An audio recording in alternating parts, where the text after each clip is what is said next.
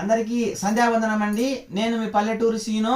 పల్లెటూరి వారి మాట పాట అన్నటువంటి శీర్షికన ఈరోజు సంధ్యాకాలపు మాట ముక్కోటి ఏకాదశి మాట. ఏంటి ఆ ముక్కోటి ఏకాదశి మాట?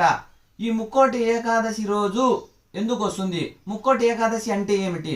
వైకుంఠ ఏకాదశి అని ఎందుకు అంటారు? ఈ అంశాలను గురించి ఈరోజు సంక్షిప్తంగా మనం తెలుసుకునేటటువంటి ప్రయత్నం చేస్తామండి. మామూలుగా సాధారణంగా ఏడాదికి 24 ఏకాదశులు ఉంటాయి.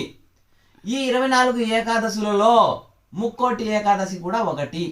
మరి ఈ ముక్కోటి ఏకాదశిని ఎందుకు వచ్చిందంటే, సూర్యుడు ఉత్తరాయణానికి మారే ముందు ధనుర్మాస శుద్ధ ఏకాదశినే ముక్కోటి ఏకాదశి లేక వైకుంఠ ఏకాదశి అని అంటారు. సూర్యుడు ధనస్సు రాశి నుంచి మకర సంక్రమణం వరకు జరిగేటటువంటి మార్గం వరకు ఉండేటటువంటి మార్గమెద్దమే ముక్కోటి ఏకాదశి అని అంటారు.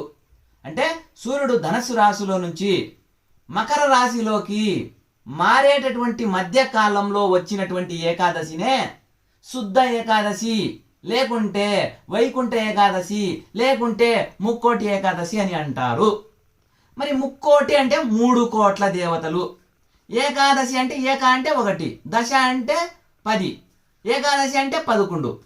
మరి ముక్కోటి ఏకాదశి అంటే 3 కోట్ల దేవతలు ఏకాదశి రోజున దేవతలందరూ కూడా విష్ణువుతో కలిసి ఉత్తర ద్వారం దగ్గర కొలువై భక్తులకు దర్శనమిస్తారు అని పురాణాలు చెబుతున్నాయి. కాబట్టి ఆ ద్వారం దగ్గర మనము దర్శనం చేసుకుంటే మన పాపాలన్నీ కూడా సంహరించబడతాయని చెబుతూ ఉంటారు పురాణాలలో.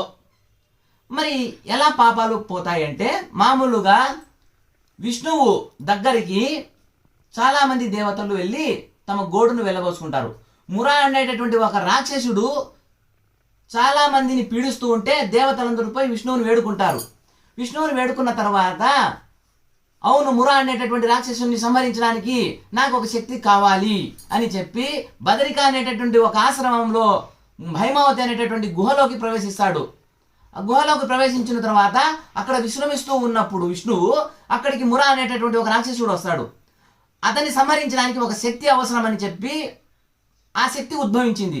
ఆ శక్తి మురా అనేటటువంటి రాక్షసుడు తన యొక్క కంటి చూపుతో మురా అనేటటువంటి రాక్షసుడిని కాల్చేసింది. కాల్చేసిన తర్వాత ఒక శక్తి ఉద్భవించింది. ఆ శక్తి పేరే ఏకాదశి అని పేరు పెట్టాడు. ఆ ఏకాదశినే వైకుంఠ ఏకాదశి. వికుంఠ అనేటటువంటి ఆమె నుండి ఉద్భవించాడు కాబట్టి వైకుంఠుడు అయ్యాడు.